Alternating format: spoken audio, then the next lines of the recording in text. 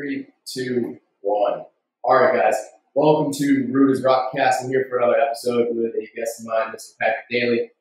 Pat is an entrepreneur. He's been an entrepreneur his whole life, and he runs a union electrician company. He's an investor as well, and I think he's a great person for us to have on here since he kind of embodies everything that we're talking about, which is investing in yourself, investing in your financial future, as well as investing in your health. A combination of those things is what's going to make him a great guest. I think you're going to really enjoy the conversation that we're going to bring you here today. So, Pat, thank you for joining on. Yeah, thanks for having me. Yeah, let's get after it. Let's do it. So, one of the first things I want to talk to you about was, I think it's really cool whenever I speak with another entrepreneur, it's like when they decided it was time to become an entrepreneur and do their own thing. So, for you, tell me a little bit, like, what was it that triggered that, and when did you first decide that? Yeah, I think that from a very early age that I was always into like business and entrepreneurship, and something that I always knew I was going to do, but I didn't know what I was going to do. Right. And I was thinking back the other day because I had a lot of time the last couple of weeks to kind of refresh my mind and figure out where I started out and how I got on this journey by talking to people about how I started a business. And I remember that me and my younger brother used to play a game called Car Shop. And we used to take Matchbox cars and build car dealerships and sell cars to each other with monopoly money.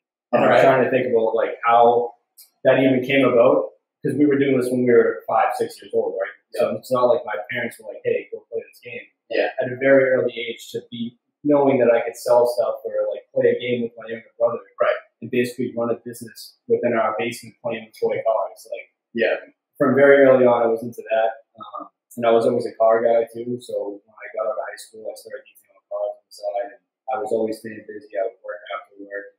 Always had side things going, and I was always very like entrepreneurial spirited. Yeah, trying to make a profit where you can. Yeah, just do anything I could to make money and just keep pushing forward. And like I said, I didn't know what I wanted to do, but I knew I was going to own a business someday. Awesome, bud. Yeah, I think that's really cool. I think a lot of entrepreneurs like find that they really love that you can like gain an edge in some sort of industry or even a game with a friend. Yeah, by being resourceful, finding an area to be profitable or an arbitrage, something like that. So you started detailing cars, making some money from that, and then what led you to, getting into being an electrician? Yeah, so I went to a vocational high school, which basically means you go to school like any other high school, but you actually take on a trade too. So the school that I went to, you do 1 week on, 1 week off, and learning a trade. The first year you go through, you kind of trial the shop to see what you want to do for the rest of your high school career. And I didn't want to be an electrician. I just took the program, liked it. At the time, my uncles owned up a company, and they said, "Hey, you should try doing electrical. It's a really good trade, and you can make a lot of money doing it. Right, that's your union." So I jumped in, loved it, and then learned that you can make a lot of money and learned you can do side jobs. And I just jumped into the electrical field right after high school and kept going with it. And I basically did side work, and if I didn't have side work, I was detailing cars. Like, I was just always trying to make money, always trying to save it, and that's pretty much where I started.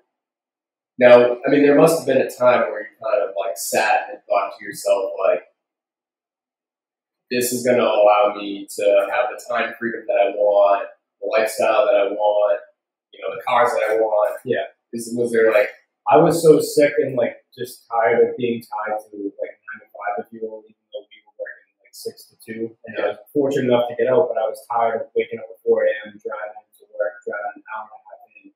And every day I'm just thinking like I'm wasting an hour and a half driving in, wasting 2 hours driving home. Like there's 3.5 hours of my day gone. Like, and if you're thinking time is money, like what else could I be doing with this time? So I was always interested into business also to make money, but also to gain that time, right? Because now you have the freedom to make your own schedule. If things come up or you have to move things around, you have the ability to do it. You don't have to answer to somebody.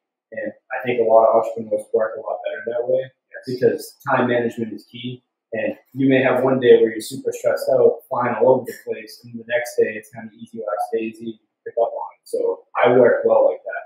Yeah, I think for an entrepreneur to be successful, they have to start like valuing your time differently. Yeah, and I think that's one of the things that separates someone is valuing those moments and like being able to set a schedule, hold yourself accountable to the schedule, because no one's going to come in there and shake you by the shoulders and say, hey, Pat, like, you didn't work this week, right? If you take this whole week off, no one's going to be shaking your shoulders, right?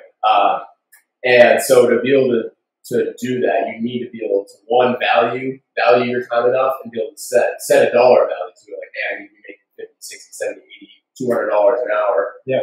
And then two is setting a schedule that you can hold yourself accountable to. That's going to allow you all those things to get the job done, to have the time freedom to take care of yourself, to be able to have a personal life, if that's something you choose. Some people choose not to have a personal life. Yeah. And I think if you can find yourself to do those things, you're going to be able to be responsible enough to be an entrepreneur. Yeah, I think a lot of people have a tough time trying to find that balance. And that's something like very recently that I started to work on for myself. I feel like if you're running around like crazy or you're only worrying about your business, like there's other areas of your life that you're not paying attention to. And when you're not paying attention to those things, the thing you're working so hard on is just eventually going to fall out. Right? Like if you're not following up with your fitness, if you're not following up with your relationship, your mindset, your business is going to fail. Same thing if you're not focused on your business and things start getting crazy, like you may not have the time to work out. Your relationship may fail because you're staying at work late and trying to figure things out, or you're coming home in a bad mood. Yeah. So I fully believe that it's very important to like spread your awareness around everything that's involved with your life. Yeah, and I mean, just saying that out loud or me listening to it, it sounds kind of overwhelming. Yeah. So is there like a way that for you balance that out, between making fitness a priority, having a relationship, making sure that you're talking with your coworkers, what is that like for you? Yeah, and I think that I didn't figure this out until recently, and I wish that I had figured it out sooner because I think my business would have been a lot further along. Because when I first started out, all I cared about was my business, and I was working like crazy, and I kind of fell out of shape. And within the last year, when I realized that I had to start jumping around, I realized I have all these different time buckets, and I need to spend time with my girlfriend. I need to spend time with my mindset. I need to spend time with work and fitness. Yeah. So I kind of separate my days, and now my kind of routine, I guess you would say, is I kind of eat into my morning. I don't let outside things kind of distract me or let my day start off on the wrong foot. I like that. So I'll wake up around like 5 o'clock and I'll kind of check up on emails, or I'll make breakfast and like ease into my day. And then I'll hit work, say, at 7. And then I'm conscious at 7 that I'm going to start working. And maybe I'm going to take a couple breaks whenever the time is right, but I'm not going to work like crazy, right? And at the end of the workday, I try to finish everything by 4 o'clock. And I hit the gym. I like going to the gym in the afternoon because I like my morning time and I think I get more energy to hit the gym in the afternoon. Right. And then after I go to the gym, I'm at home. I'm not talking about work. I'm not worried about emails. Like whatever problems are going to come up at 5 o'clock that night, those same problems are going to be there the next day. Absolutely. So there's no effort or point to put effort into trying to solve these problems. Yep. Because the same problem's going to be there tomorrow. Right. Well, I think that brings back to the point that it's definitely a cliched statement, but I think a lot of business coaches, mentors that I look up to, it's repeated advice, which is people underestimate what they can get done in 5 years and overestimate what they can get done in 6 months to a year, right? And I think that if we expand on that, we look at, well, if I'm consistent from 7 a.m. to 4 p.m., Monday through Friday or Monday through Saturday, every week, every year, I'm most likely going to be successful and get the things done that I can get done. Versus if I am working my tail off from 7 a.m. to 7 p.m. and then I'm taking that extra email, I'm making sure I put out these fires before bed, and then you take away from all those other buckets you're talking about. Right. Well, yeah, you have a really full bucket. The other buckets are completely destroyed, and eventually it catches up to you. Yeah. And I think that's where people lose sight of that 5-year window. Yeah. And then boom, they lose it. I have a big personal belief that whatever's happening in your life right now isn't because of what you did yesterday. Yep. Like what's happening to you today, the deals that you're closing, the friends that you have, whatever it is, or the troubles that you have, is because of what you were or weren't doing 6 weeks ago, 12 weeks ago. Yeah, I totally agree. Right? So yeah, whatever was happening in April, March is what you're seeing the effects of here in July. Yep. And whatever you're doing now is what you're going to see the effects of at the end of summer, beginning of September, October. So I think if you can kind of switch your mindset like that, like sometimes when I'm getting down on myself, I'm like, dude, you had such a good week last week, or whatever. It's like, you're not even feeling the effects of that yet. So it's like, I'm always cautiously optimistic of like, hey, you might have a bad day today, but you've been stacking wins that you haven't even seen the fruits of your labor. Yeah, totally.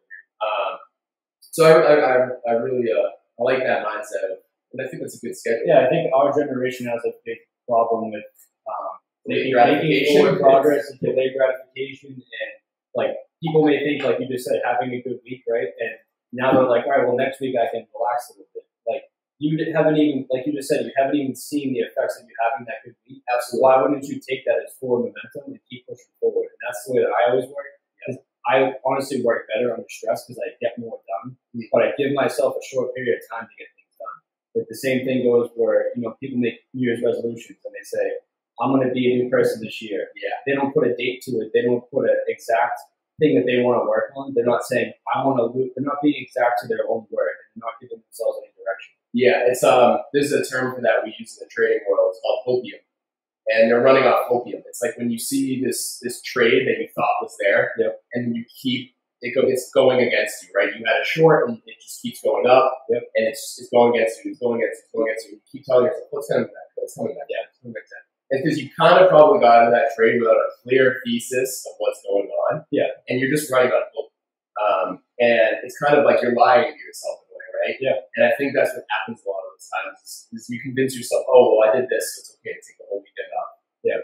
Or you shouldn't be negotiating with yourself and trying to just because you had a win means that you can take a loss somewhere else. Yeah, and also not setting those clear, defined roles and expectations, right?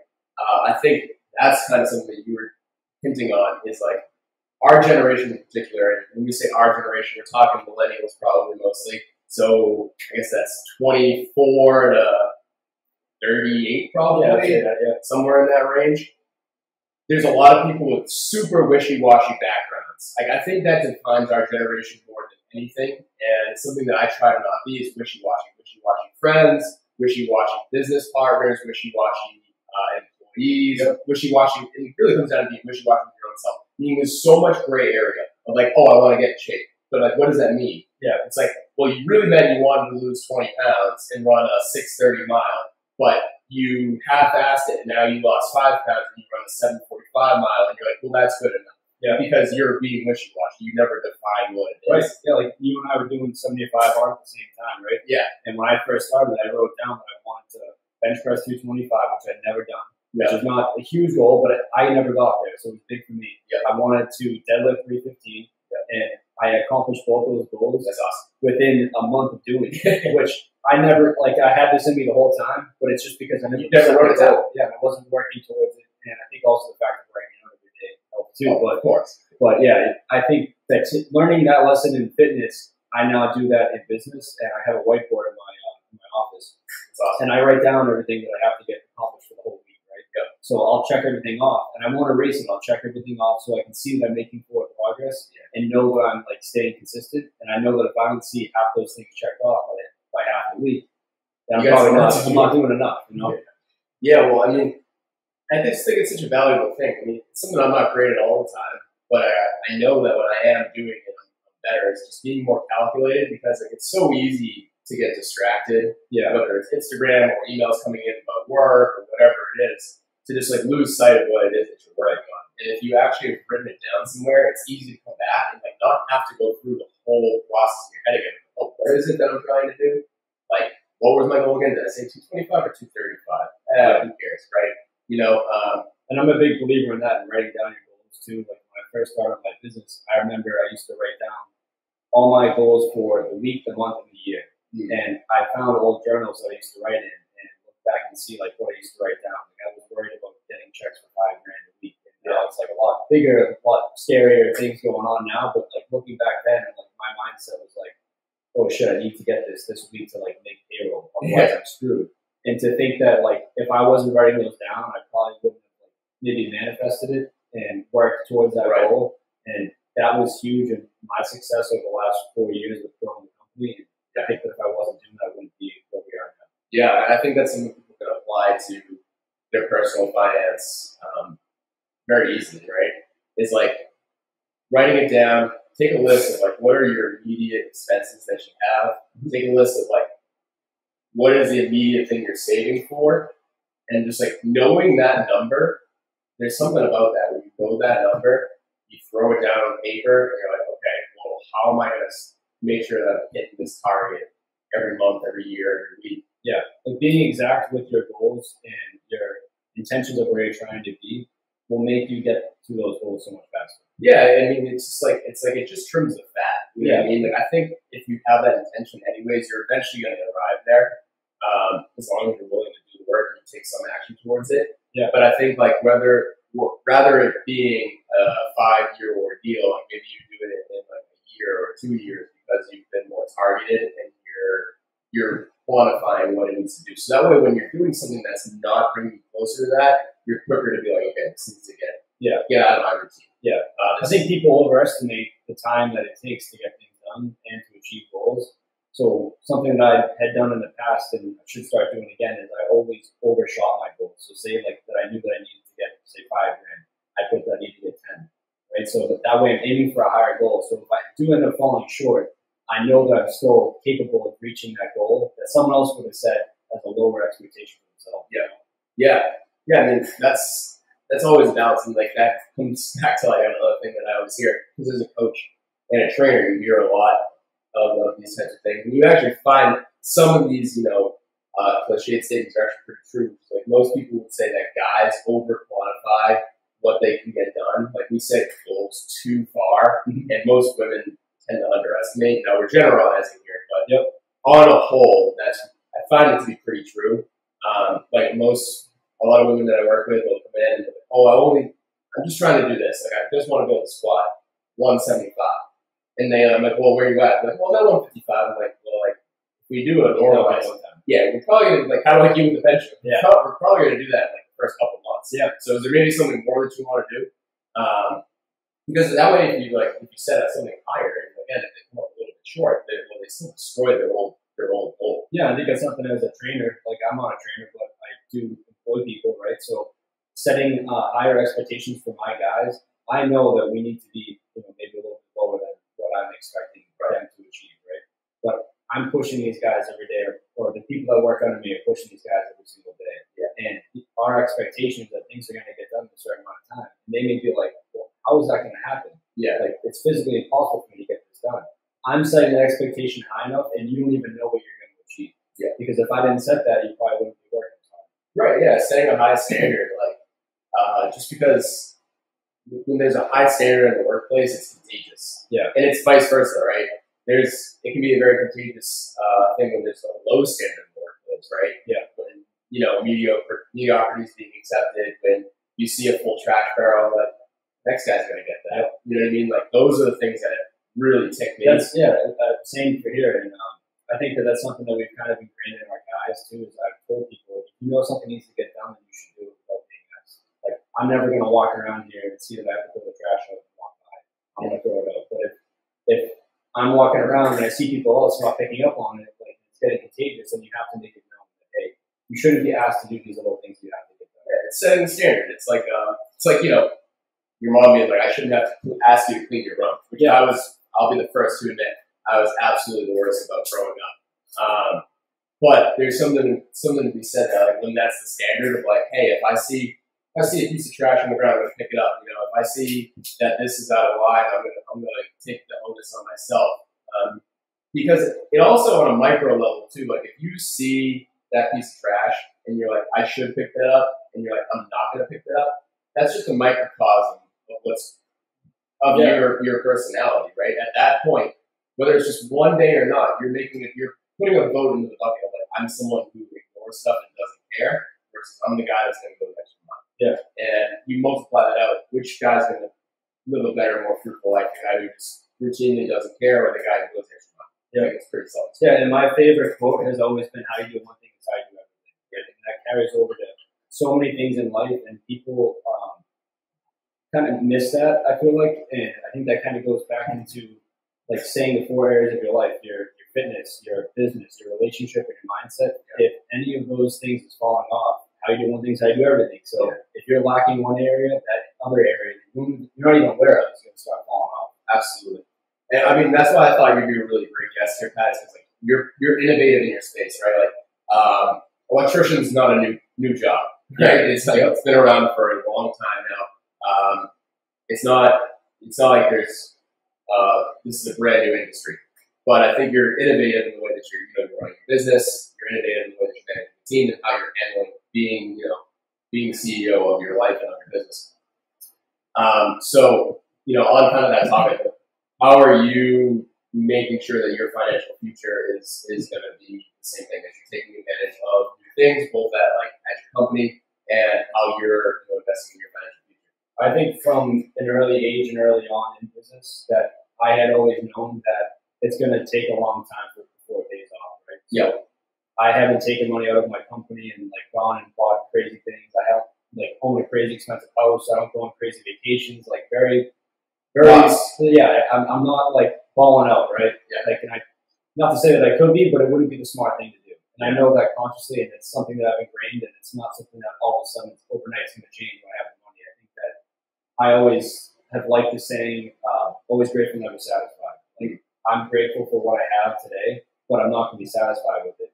I want to wake up every morning and try to get after it and always have a purpose. So I think by continuously putting the money back into my business and continually letting it grow, I'm just investing in myself to move forward, right? Yeah. So I'm not going to, sit back and act like, I can just take a break. Yeah. I just want to keep moving forward. So when you're investing in your business, because I think that's it's something a lot of business owners talk about, but they don't really delve into much, right? Yeah. So investing in your business for you, is it more equipment? Is it more employees? Is it more marketing? What is investing in your business like for you? I mean, obviously we started out 4 years ago, so throughout the years things have changed in what we invest in. But I think early on, the biggest thing was that I was just working nonstop. Like I said, I wasn't focusing on my relationship or these other areas of my life, and that's when I started to realize the business was falling apart. But obviously, starting a business out is extremely stressful. So it's a different time when you first start out as to when you first get it rolling, Yeah.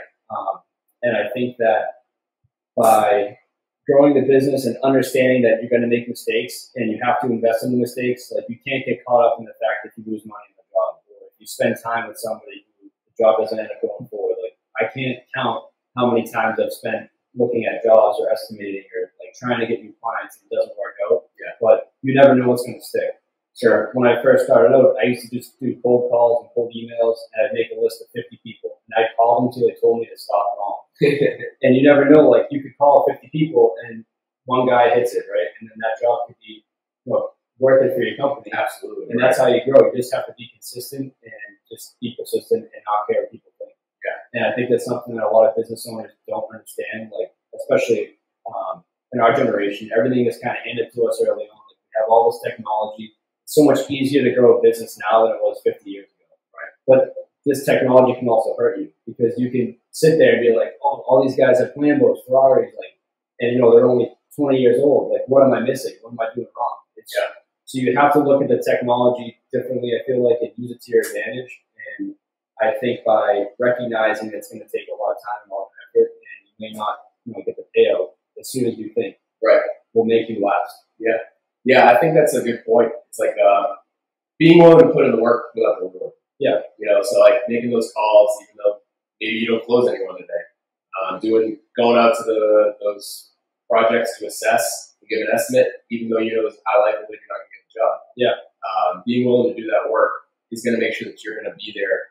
Because I don't know your industry inside out, but I imagine all it takes is 1 out of those 10 jobs to be well enough paying that you guys are good for work for a month, 2 months, 3 months. Yeah, like I said, being consistent. Our biggest client now, I started a relationship with in 2019, and I followed up with them and priced out jobs and helped them with things for a year before it even paid off. So I didn't get any checks from this company. I worked with them for a year, and now they're our biggest client, and we're doing multiple millions of dollars a year with them. Yeah.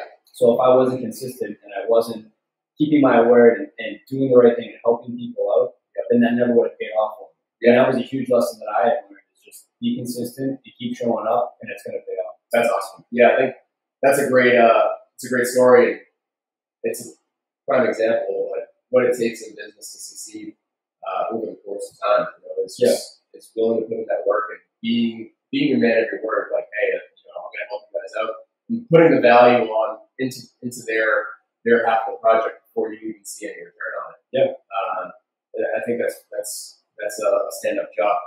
Now, as far as like personal wealth goes, like what's your strategy to build your personal wealth going forward besides what's going on here? So before I started the electrical company, I wanted to get into real estate, and I kind of had a different path. Like I was in the apprenticeship at the union, and you have to be in there for 4 years. I got my license early, my electrical license, and I was working for a company, and they weren't paying me the journey rate. So I got mad about it, and I'm like, all right, I'll just keep doing it. And I basically was like, just felt trapped, making good money, but I'm like, I could be doing so much more. I could be, getting into real estate right now. So I up and quit my job with no plan. I didn't even have any work lined up. And I'm like, I'm going to go start right into real estate because everyone makes money in real estate. That's the place to be. Yeah. Like long-term hold, you can just get renters and start making income. And I thought it was a brilliant idea. And obviously it is, but it takes money. Yeah. Which I didn't have at the time. So I wanted to take my annuity fund out from the union. And they said, oh, you can't take it out unless you're laid off for 3 months. So basically quit my job, dropped out of school, couldn't go back. So I'm like, all right, I have to start the company. And I'm like, all right, well, now that I have my annuity money and it's not enough to go to a house, I'm just going to start the electrical business. Hopefully it takes off, and I'm going to find my way into wealth through real estate by building this electrical company. Okay. And that's still my long-term goal is to get into real estate, but I'm a big believer in focusing on one thing at a time because I had experience, like I said, working in the field, car detailing, all these other things, and getting distracted. So my plan now is that I want to get my electrical company good, to be self-sufficient and run by itself and cash flowing enough that I can step aside and open up a real estate venture and start developing and start getting into real estate deals and even building teams. And I'm actively doing that right now, meeting with friends and business owners that have a like-minded mindset and hopefully going to start doing real estate deals together. That's awesome. And I'm a big team player, and I think that you can grow wealth a lot quicker with a team of people. Oh, absolutely. And I'm not one to take all the credit for something when everybody works for it. So I think that's huge to recognize. Yeah, I think it's important. Real estate is obviously a timeless venture, and it's not going anywhere anytime soon. Right. But if you bring more people into the deal, there's always more opportunity to grow it faster. Yeah, they may see something you don't see, or they may have money that you don't have, or they may have experience you don't have. So I value people and relationships much more than I value money. Yeah. Well, and I think if that's the approach you take, eventually the money's going to come. Yeah. The deals are going to pop up for you. The opportunities are going to be there. It's just more so making sure that you're taking a methodical approach, and it's easy to get caught up in all the goals that you set for yourself and not prioritizing, meeting someone else's needs. Right. I actually heard a great presenter speak a couple months ago, and I know when something's quality because it will last with me without me really even having to think about it. Right. I'll find myself referencing it or thinking about it. And he said there's 3 levels of relationships, and there's 3 levels that someone can be capable of in a relationship. So, like, level 1 relationship is like, I need something from you, and that's about it. Or I take from you, and that's about it. There's level 2, which is like, I'm willing to help Pat if I know that it helps me. Yep. Right? That's a level 2 relationship. And you can have a good amount of friends that way and whatnot.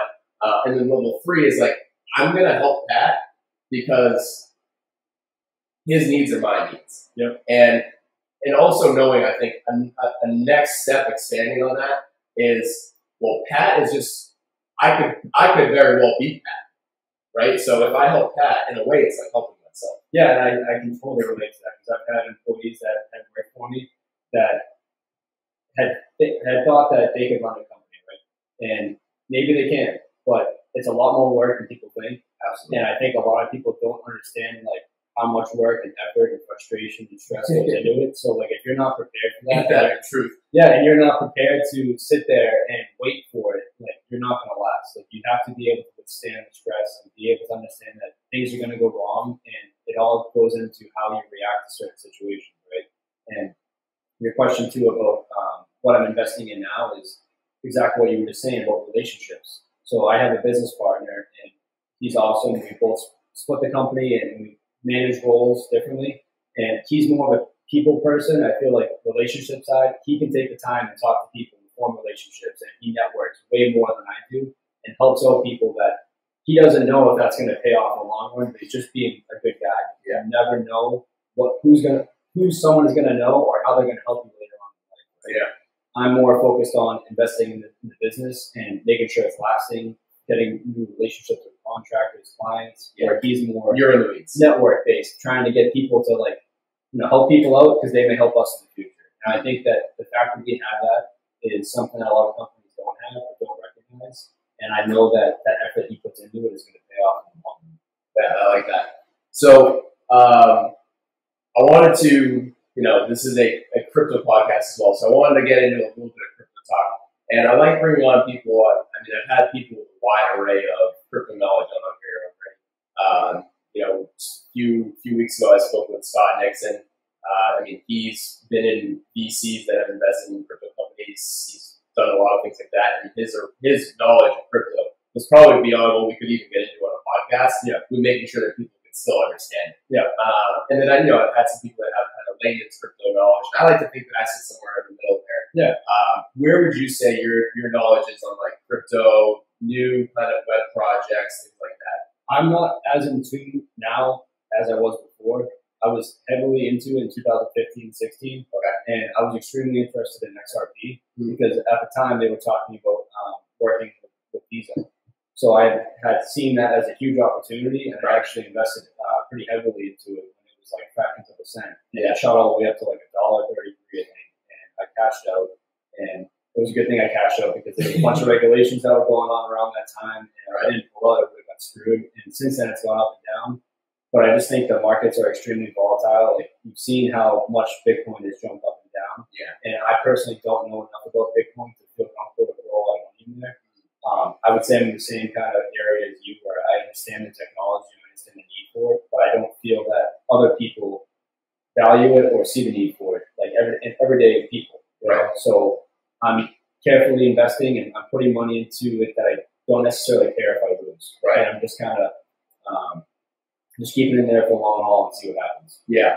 Are there, like, when you say like people aren't necessarily taking advantage of it, so would you say that that's one of your main concerns, that like the general investor or your blue collar worker thinks that crypto's a scam? Yeah, I mean, like, if you look at like what happened with like Doge, right, and like all these other like coins that just pop up out of nowhere, like people are just dumping all this money into it and they have no knowledge of it at all. So it's like, what does that do to the market, and how does it change like how things work? Like, you could have your life savings invested in something, and then all of a sudden overnight, like Wall Street Bets put something up, and the market's going crazy. You have no control over it. Yeah. At least like with actual money, you can see like how the world economy is changing and how you can kind of qualify to see like if I should be investing in this or not. Whereas crypto is still so new and so many people don't know about it that something could happen overnight and you can't do anything about it. Yeah, I think it works both ways, right? Like, I think things can easily fail because of that, but I think it's also extremely fertile because of the same reason. Yeah. Right? Where like something can get planted in there and like the Doge can just rock it off. You can make 10,000% of your money. Yeah. Go find me any business, any, even when we're talking about investing in people, go find a person who's going to give you 10,000 return on it. Yeah. 10,000% return. You won't be able to find it. It's not going to happen. Yeah. So, I mean, that's what's attractive to me is because, like when I talk about being financially free, like I'm talking about being financially free to the point where you have changed your family's trajectory type of wealth, right? Being like, hey, Pat comes from a lineage of people who worked hard and did well, yada, yada, and then Pat came along, and then nothing was the same. Every generation after that, I think that's a very common scenario for a lot of people our age, is that, and that's why I work hard, is because my family worked so hard, and my grandfather worked hard, and like I was always taught to work hard and always do the right thing, and always look at opportunities and take advantage of them. And I think that my family worked extremely hard, but they didn't do necessarily enough with working hard. They didn't get into the business side of it, and they didn't jump out into other things. They just wanted to be safe and secure and provide for the family, which there's nothing wrong with that. And I think that I realized from working in the field before I started my company, working with 50 to 60-year-olds, and they're just complaining about their lives or how miserable they are, they're out of shape, and I'm like, I'm making great money, but these guys don't really have the best life, and I don't know if I want to live like that. So I took the path of getting rich for sure, And that's kind of what I'm doing with my business is I'm investing back in my business and I'm making sure that we're going to be safe. And I don't make moves that I know are going to hurt us. Yeah. I'm very analytical with how we spend our money and when we hire people and how we get jobs. Yeah. And I think that I don't feel comfortable enough in the crypto world to be doing that right now. And I think I learned a lesson early on where like you said, I got lucky with 10,000% return. Right. And that was my lesson, right? And I'm happy that it worked out, but what's going to happen now if I do it and lose it all, you know? Yeah. I mean, from my perspective, I was actually going to kind of talk about the same thing. And I think I got the same thing. Like, I come from a lot of people who worked hard. You know, my dad was an entrepreneur. He owned his own business for a long time, a long while. Yeah, our fathers knew each other, so yeah. Totally, yeah, exactly. And, you know, my grandfather on both sides, one was a mechanic, the other one was an engineer, worked on different shops and assembly lines and all that. They were both veterans. So, you know, backbones of what made this country what it is. Yeah. But where I think they lacked was, and part of it's just being victims of their own generation, right? They didn't have the internet. Yeah. I mean, that's huge. Can you imagine, like, trying to learn, like, I can't imagine trying to learn an electrical company now, having, you know, if I was just a gym owner in 1965 and I had to figure out everything without the internet, I mean, I don't know. I couldn't have been a trainer in 1965 because I would have had to finish college, which I didn't do. Yeah. Right? I would have had to have finished college to achieve the amount of knowledge that I have today. Yeah. Which I got from watching a lot of YouTube videos and meeting a lot of other trainers, some through the internet, and networking in that regard. I don't think that opportunity was there in 1965 or 1940, whatever. Totally agree. So part of it isn't, it's not their fault at all. Yep. But I think like the days of what people in their time did to achieve amazing amounts of wealth, which was, you know, working hard. You put a good percentage of your check every week into the index funds. You make investments in small companies, blah, blah, blah, blah. One opportunity leads to another. And before you know it, you've assembled a massive amount of wealth. I think those days are gone. Right. I think if me and you just say we're going to sit on our laurels, we're going to build a great business, and we're going to put all of our money in index funds, and over time, the S&P only goes up. I think that's done. I really personally do. Or at least getting generational wealth that way is over. Yeah, totally. And I think something like crypto presents the opportunity where it is so fertile, where it might only take 1 out of 50 investments for you to change your life. Yep.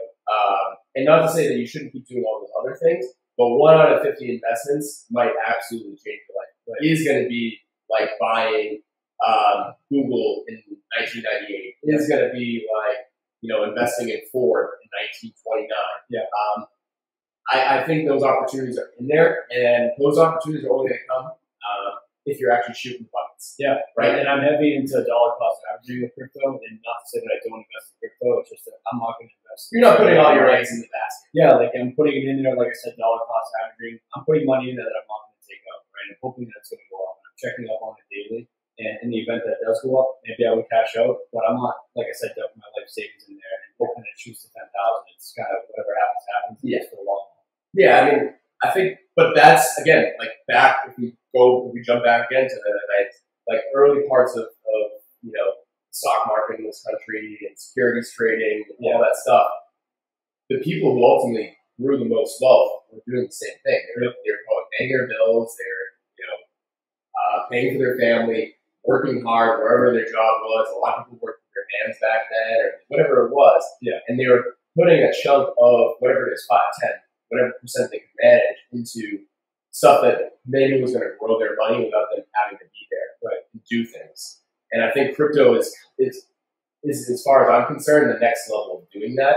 I think it's hard to have. No one's going to have the foresight. And if anyone is telling you right now, like, hey, these are the only projects that you can invest in because they're the only ones that are going to be around in 50 years, they're blowing smoke. Yeah. So, I mean, I know there's Bitcoin purists out there and stuff like that. And the way regulation looks right now, I don't think things like Bitcoin and Ethereum are going to be securities. I think they're going to be their own thing. Yeah. So I do think you can confidently put money into those. And this is not financial advice by any stretch, but I think you can confidently, I'm putting my money confidently in those at least, knowing that the chances are greater than not that I'm going to get a return on those in a 5 to 10 year window. Yeah. If you have a 20-year window, probably even higher. Yeah. So I think for a layman investor, like to be skeptical is good. Yeah. Because you need to be skeptical, so that you don't be that guy that puts, that sees Elon going on SNL next Saturday and dumps their whole, past 6 months of paychecks into Dogecoin thinking they're going to double their money and get up. And that's what's happening too. Like you hear on the news, like how much of that's changing every day, right? And if something crazy happens, like with the Doge thing, like all these outside people start hearing about it and they know nothing about it. And they're just dumping this money into it, hoping it's going to go up. And they're getting into it at like the max level, and then it just tanks. Yeah. And now these people are like, oh shit, I got to pull my money out.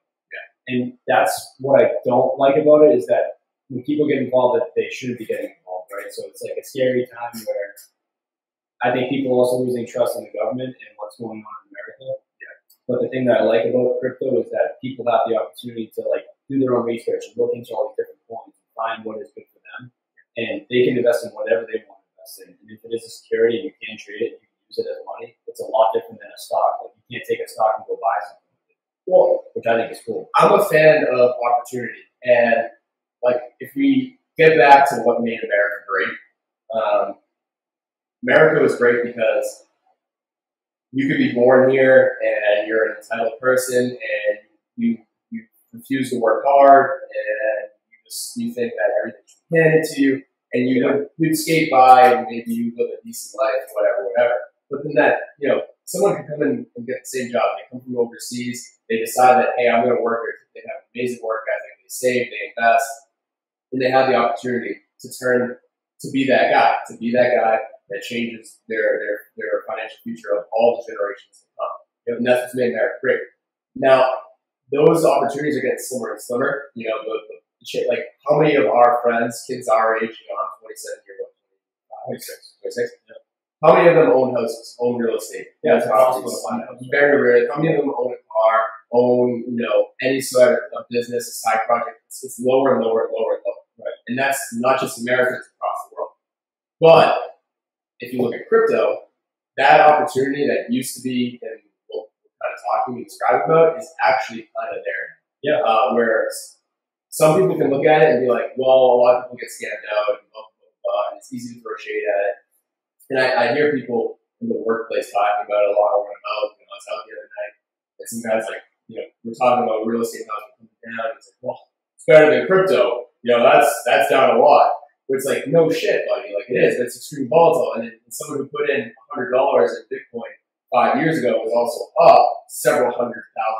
You know what I mean? So it's like, yeah, maybe they're down acutely, but overall they're up big. Yeah. And for someone who's not lazy and is going to research and looking into these things and read up on it and take advice and actually learn the intrinsic technology, there's a high likelihood that I think they're going to make some savvy investments that are going to pay off huge. Yeah. So to just look at it and say like, well, the guy in 1999 put his whole life savings into Yahoo, regrets the shit out of it now. Yeah. That shouldn't be a reason for you to take away from the guy who actually put all his money into Google and retired 5 to 10 years later. Yeah, which is exactly why I like the dollar cost averaging method. Because if you're putting money into it that you don't care about, and you're jumping in whenever you think is appropriate, no one knows like the limits of where this is going to go. So if you're getting into it, and dollar cost averaging is getting into it either an up or down market, and in the intent that it's going to go up in the future, right? So I think that that's a smart play, and that's what I do. And again, not financial advice. Yeah. Well, so for you, like, what makes it like? Because I'd like to hear from your perspective. What makes a certain coin or project or an NFT? Like, what makes something attractive to you in the first place? I think if there's like a direct use for it, and that's why I was big into XRP when they first came out. They were talking about how Visa was going to use that. Mm. I think that would have been a huge opportunity to get in on, and that's why I invested in it. But what the other coins, like, I may not necessarily know, every use for every coin that I'm getting, but I know that it's moving in an upward direction. I know that there may be something coming out, or they may change the platform, or it may be useful later on. Mm-hmm. So investing in these coins with a small amount of money, dollar cost averaging, I know that I'm making a safe bet, and it could pay off, like you said. Yeah, I mean, I think use case is really important, and I think that's why you see a lot of coins nowadays that are pump and dump schemes. Yep. I mean, yeah, the lack of regulation should be scary to some people. Should be scary concerning to most people, right? Recently, I don't know how much you can keep up with markets, but we had like 3 Arrows Capital. Did you hear about this? So 3 Arrows Capital was like, I don't know if we call it a venture capital fund. I think it was a venture capital fund, or at least a hedge fund in the crypto world. And, they were making huge investments. They were part of the Luna collapse. They had over $1 billion invested in Luna. And they recently took a $650 million loan from Voyager. It was an unsecured loan, meaning there's no assets from 3 Arrows Capital to back up that loan in worst case scenario. And we saw worst case scenario kind of unwrap itself recently. So with regulation, you would think that like me and you can't go get a $650 million unsecured loan. We can't get a $6 million unsecured loan. We can get a $600,000 unsecured loan. But yet these guys are able to get a $650 million unsecured loan. Now they're, supposedly, I don't know where we stand today, but I don't think anyone's seen them recently. These guys are missing a ton of money. It's led to collapsing the market a bit. So that's an area where some form of regulation is good, where it vets, there's a great term for it, but bad characters, bad players essentially in the marketplace, and make sure that they don't have the opportunity to ruin it for everybody else. Yeah. So, but that's coming. Now, for those who are willing to accept that level of risk and still invest, there's greater return. Higher risk, higher return. It's just always how it works. It's basic economics. Just like in 2015, investing in Bitcoin, the risk was enormous, right? And people were like, oh, well, they'll say some reason take away from it or whatnot, and they got lucky, whatever. No, they just accepted a high amount of risk, right? The guy who bought a bunch of Bitcoin and bought a pizza with it, like that guy had accepted a ton of risk. Yeah. But he was like, I see a use cause, I see a reason for it, and I'm investing in it. Can't imagine putting life savings into it at the time. Yeah. And it paid off. But there was high risk involved, and that means there's also a chance of high return. And as we start, so people can wait. They can wait for that risk to start coming down, and we're definitely down. Yeah. Right? I mean, if we polled anyone, so like if we just took like a good investor, someone who is informed on the stock market, maybe slightly informed in crypto, and said, do you think Bitcoin or Ethereum will go to zero in the next 10 years? I would imagine there's a high likelihood they say no. So I would agree with that, yeah. Okay. So if we can accept that, and then we say, so that means our level of risk is definitely substantially down. Now, by the time that risk gets to, do you think Solana, Cardano will go to zero? And almost everyone's saying, no.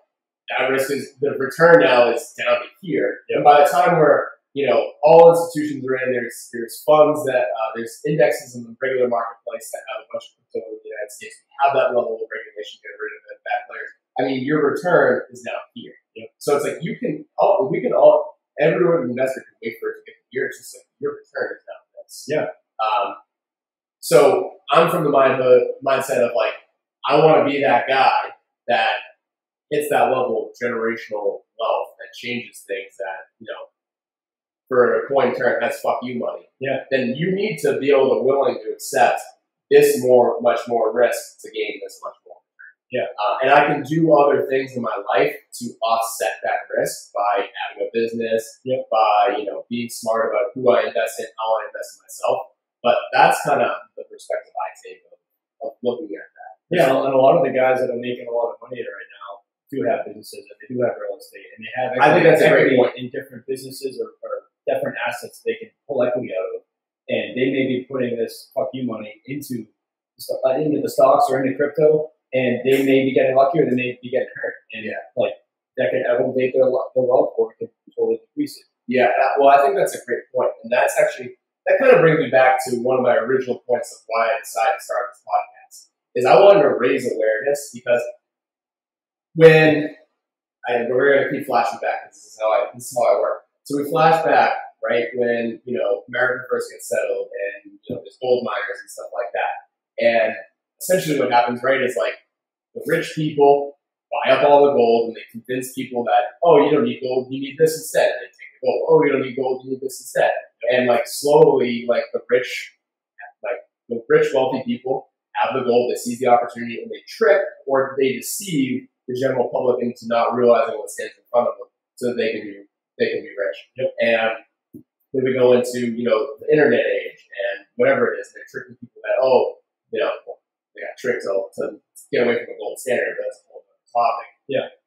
But you don't need to invest in these original companies. The internet bubble, Y2K, yada yada yada yada. The internet's just a phase. It's not going to last, and so a lot of people get scared off and don't put their money into it, and then stay poor. Yeah. And I think crypto is the next thing. Where in my eyes, it's hard to say where it's going to go, exactly what it's going to be. Yeah, no one knows. Yeah, it's the future. Yeah, it's the future in some way or regard. If you're not like recognizing it or even realizing it or thinking about it, then you're not understanding. Exactly. And I don't want people, because here's the thing, the rich can tolerate that risk that I was just talking about. How do they offset that risk? Well, they offset that risk by having a huge amount of money that when you have $20 million in the bank, risking $200,000 doesn't change your life. Yeah. When you have $250,000 in the bank, risking $200,000 changes your life. Yeah. So because of that, I think that scares the people who don't have as much wealth, whether you're younger, you come from tougher financial circumstances. It sways them away from doing those risks. But what I don't want is when we're entering into that next stage of digital marketplace, a digital economy. I don't want just these early stories of a Luna collapse or whatever it is to scare off those people who I think, ultimately what I think should happen is wealth should get dispersed. That's one of the biggest problems we have in the world nowadays, is there's an unequal balance of wealth. Now, so as much as any time in our modern world, crypto has the ability to change that. But if we let scary stories and being afraid of risk and all this stuff keep those people out of the marketplace, then everything's just going to repeat itself. And we're going to have the same exact problems that we have today. And if you go back to like Bitcoin's original white paper, like Satoshi made it because he realized that our financial system was corrupt, it was imbalanced, and he was taking initiative to change that. And if we just sit back and just say, hey, crypto's scary, I'm not going to put my money into it, these rich people can afford to take risks, I can't afford to take those, then we're going to end up in the exact same situation that we're currently in, where all the wealthy have all the money because they have all the Which is definitely what's happening too, like the media and the government pushing the fact that like it's not safe to invest in it.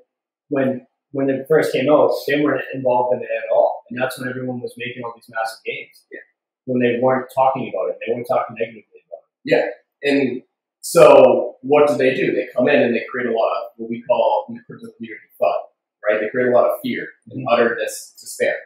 They want to pull the rug out from under people so that way you think, okay, there was an opportunity here, the opportunity's not there anymore. And then what did they do? The so-called, what we call crypto whales, come in and they buy up all those assets. And now once they own the majority share, they'll let the common investor go make them rich.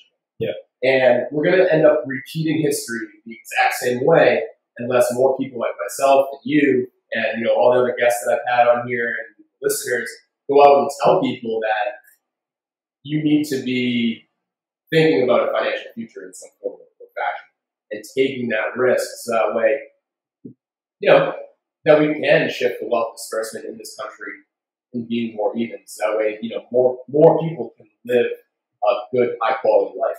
Because if more people are living a high quality life, that doesn't take away from you. I think that's kind of one of my overarching themes too. Yeah. It's like, just because Pat succeeds in business doesn't mean that there's less business for Wicked Fitness out of the marketplace. Yeah. I would say actually probably the opposite is true. Yeah, that's kind of why, like, going back to why I like working with other people is that you get to a goal faster with more help, and creative minds getting together to a common goal is going to get you quicker there than you push it yourself, right? Yeah. And knowledge is power, and knowing all these things and knowing that you have people to rely on to accomplish your goal is huge in business and even in crypto. So I'm happy that you are doing the podcast to bring awareness to it because a lot of people don't. And, I'm not as in tune as I used to be with it, but I'm definitely realizing the importance of it, and I definitely realize that it's the next thing, and it's still valid and relevant with our everyday lives. Well, and I can see too that I've been there before too, because I've had times like that too where I'm like, yeah, I know crypto's important, I know it's valuable, but I need to focus on my business right now. It needs my full attention. That was my problem too. So like when I was into it, I didn't own the company at the time. So I'll admit that I was looking at the stock markets, looking at crypto, looking at all the news during work, right? But I'm so busy now with my day to day and I'm focusing on my business that I don't have that same time that I used to have or used to take advantage of. Yeah, really like do my research and invest in it because I was making trades while I was at work. I can't. My business would fail if I'm sitting here like watching the markets all day long, right? Or keeping up with the news because you know how quick it moves and how ever changing it is. Yeah, it's impossible to keep up with. Yeah, I mean, if you're short term investing in crypto, it's almost a full time job. Oh, 100%. If you have a sizable amount. Yeah. So I would agree with that point. So like I understand from the outside looking in that, but that's smart of you to look at that and say, hey, I'm focused so much on my business that I need to change to a more long term strategy. Yeah. On how I'm looking at this, but you're still nonetheless, you know, the opportunity is there. You're at least growing. You're shooting some hoops into the crypto world rather than just totally neglecting. I'm huge, like I said, I'm huge into equity, and I think it's amazing. And I'm not too my own horn that I grew a company from 0 to 4 million in 4 years. Yeah. With literally no like capital. Like I literally took 16 grand from my mutual fund and I started my business with that. I didn't start the business with that. I got that like 3 months in. I didn't use it to pay myself. Like put it right back into the business. Bought tools, bought vans, trucks, everything. And now that we are continuously growing, like we've consistently doubled every year for the last 4 years. Yeah. So knowing that my business is going to be worth something and I'm going to have equity in it, and I could potentially sell shares of my company later on in life, like I am building wealth. I'm investing in the business and I'm investing in myself that I can later take that money and do something that I want to do. Right. You know? Yeah. Real estate or crypto. Yeah, I think that's a beautiful thing. Obviously, it says something because you don't just fucking accidentally do that and double your business every year. It takes a level of dedication and hard work. Yeah. So when you are deciding to focus in on that, to still be, you know, I think savvy enough to do some long-term investing is commendable. And that's what's really like, that's what I'm trying to get people to do. I don't think everybody needs to drop what they're doing and just say, hey, let me focus all on crypto, but maybe let me start, you know, waking up to the fact that this is probably where things are going. Yeah. And if you do have a business like as, you know, it's very viable that in the next few years you might be using some smart contracts to get jobs done. Yeah. And if you're informed of that, I mean, you could be the guy that a lot of these companies start going to because they're like, well, Pat, he deals with smart contracts, he gets jobs done faster, he makes sure my guys are paid out faster, whatever it is. So I don't think that hurts either. Yeah, like we do electronic payments all the time. Not to say that it's with crypto, but it's going in that direction. You see with banks now, like South Shore Bank around here has virtual tellers everywhere. They're getting rid of people to be in these banks. Like you go to a bank now and you're talking to a screen. So like if banks around here are doing that, like what's going to happen with paper money in the future? Like it's definitely phasing out. People don't like carrying that around. Everyone's got the iPhone, Apple wallet. You know, no one's even carrying debit cards anymore. Yeah. So realizing that it is changing and recognizing that things are moving, it's just smart right now to really consider. I think it's I mean, like I said, I think it helps you become a more innovative business owner. To at least be informed on it and be able to take advantage of it. Because if you look, like, if we go to, like, you know, who was the first guy who probably started taking Visa transactions for his electrical heating company? I'm sure that guy probably did better than all the guys who were only willing to deal with cash at the time and take checks. Yeah. So if you're at the forefront, you're going to be one of those guys. By the way, Wicked Fitness does accept crypto. Yeah. If you're willing to be one of those guys who accepts payment in crypto and you can start doing more transactions with less fees and less middlemen, I don't think that hurts your business. Yeah. So, as far as, you know, staying on the topic of investments, I know you're a big personal development guy like yourself. What would you say has been the best personal investment in yourself that you've ever made? I think just knowing that things are going to take time, and I always invested in myself as far as like reading books and networking. I was heavily into Grant Cardone very early on, and I used to go to his 10X conferences. Okay. So I flew to one in Miami, I flew to one in Vegas. That's pretty cool. Yeah, and that paid off huge. Like every year, you have 10, 15 speakers talk, and they would hit every different point. So going back to like the 4 buckets, I picked that up from my mentor, Sean Whalen. Okay. I'm in Sean's Lions Den, which is Sean Whalen owns Lions Not Cheap. He has a Lions Den, which is a networking platform. He's got his own app on there. And I think there's 4,000 to 7,000 members on there now. And basically it's like a Facebook, but just for business owners and people that want to be entrepreneurs, right? And the 4 buckets came from Sean. It's the core 4. So power, passion, purpose, production. So power is your fitness and working out. Passion is your relationships. Production would be business, and power, passion, purpose. Production is purpose would be your mindset. Okay. So making sure that you need to follow those core four and understanding that those core four are going to be the core to your success is very important. Yeah. And I read Sean's book, How to Get Shit Done, and that's when I started turning things around. Like, I read the book. It's a really small book. It doesn't even have page numbers. You can finish it in like 2 hours. And that was like, sometimes those are the best books. Yeah, I totally agree. That was probably one of my favorite books that I've read, and when it really like clicked with my mind, and I went into like overdrive. Like I was reaching out to people. I was like focusing on my fitness, focusing on my relationship, and ever since I read that book, my business has grown tremendously. My fitness has been a lot better. Like I'm in the best shape of my life. I feel healthy. I feel like I look good, and I think that graduates over to my business and my relationship and my mindset. And I don't look at things like, oh, poor me. Like I'm very grateful to be where I am, but I'm recognizing that I'm not satisfied with where I am. I want to keep pushing forward. That's awesome. I love that. So how do you feel like your fitness benefits you outside of the gym? You know, besides just being better at working out, how do you feel like that gives you an edge? I think because working out dedicating a whole bucket to it means that, you know, John Whalen's a pretty wealthy guy. He's a huge company. He's done some big things. Yeah. And he says that should be a whole bucket of your life. So yeah, that's something.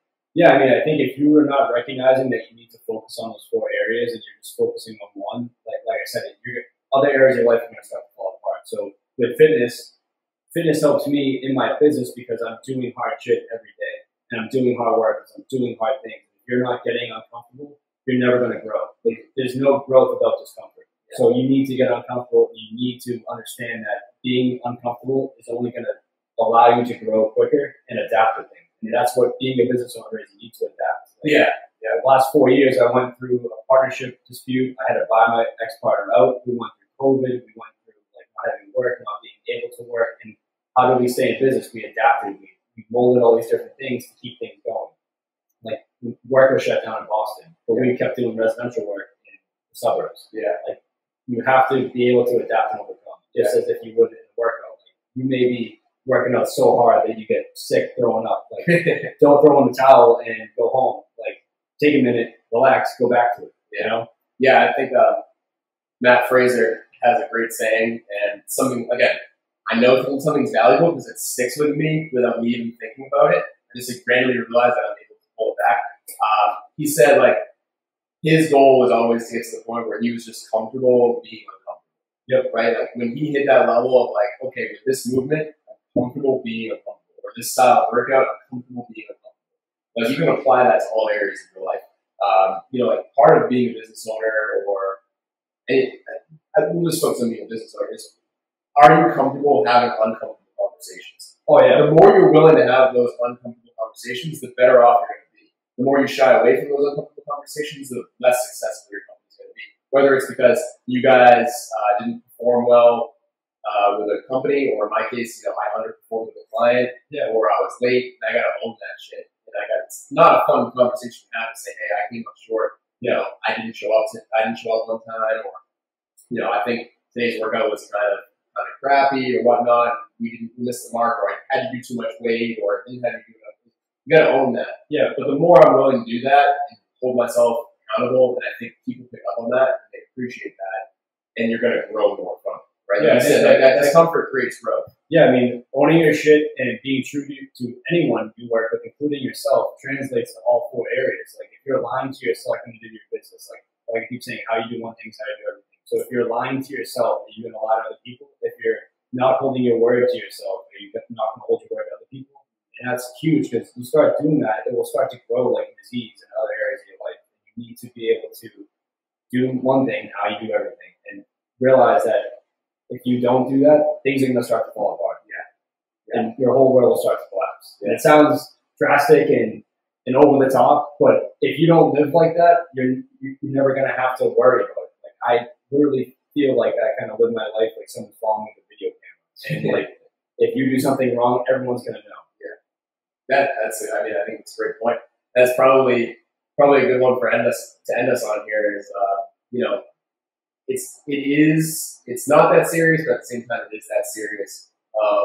if you never want to have to worry about your world imploding on you and all this other stuff, which it's inevitable that everyone's going to come across hard times. Yeah. But if you just remember that the decisions that you make in the dark will always come to light, I think it's going to help you make the right decisions, move forward, and if you're investing in yourself in those buckets, being honest with yourself, being willing to go into those uncomfortable areas, whether it's fitness, business, or relationships, you're going to find your way on the right path. Yeah, and even like you said, like how does fitness translate over to your business? Like getting uncomfortable, working out, and putting full effort into it is only going to gravitate towards being more confident with business and talking to people, right? And being confident in every area of your life. Yeah, I mean, I see it all the time. That's why I became a trainer, right? It's like I do it selfishly, right? Every trainer, no matter what they tell you, you're doing it selfishly because they like to know that, hey, I helped this person do that, and it's not that I helped. Like I didn't lift the weight for you, but I told you that you need to lift weights, and I told you how to lift weights, and I told you what weights to lift, and you went and did it.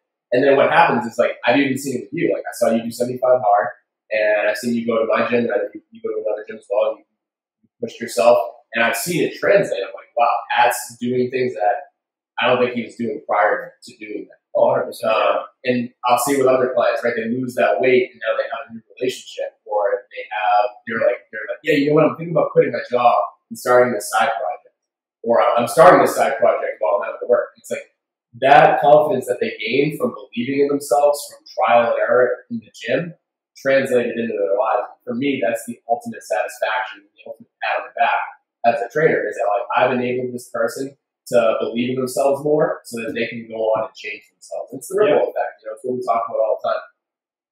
If that's what I can do to one person, and then they go and do that to someone else, and they pass on that gift to another person, they pass it on to another person. That's how we really start changing things. Yeah, always doing the right thing and looking out for other people. Like you said earlier about how you don't recognize the effort that you're putting in now, how it pays off later on. Yeah. And the situation I'm in with my business right now, we're killing it, we're booming, we're busy. And I think that is totally relevant to the fact that I did 75 hard 2 months ago. And the fact that I was working out and every single day, twice a day, reading and making the time to accomplish those things, my business wasn't failing, it was doing better. So I realized that by slowing down and focusing on other areas of my life, my business flourished.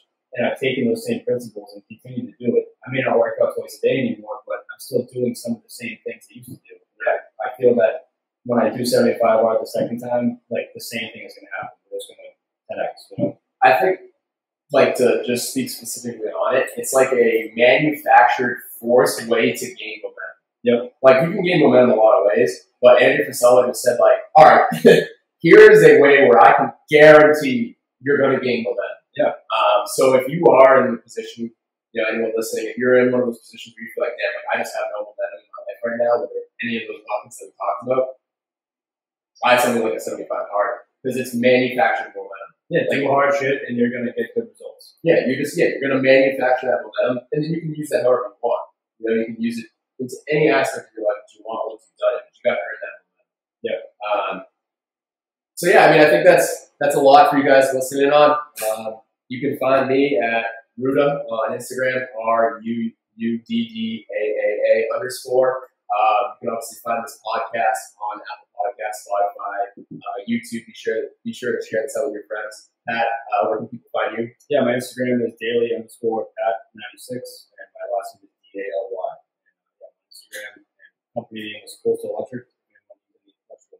Awesome. Yeah. If you want to jam with myself or Pat on these topics, both of us are more than happy to answer the chat with any listeners about anything we talked about.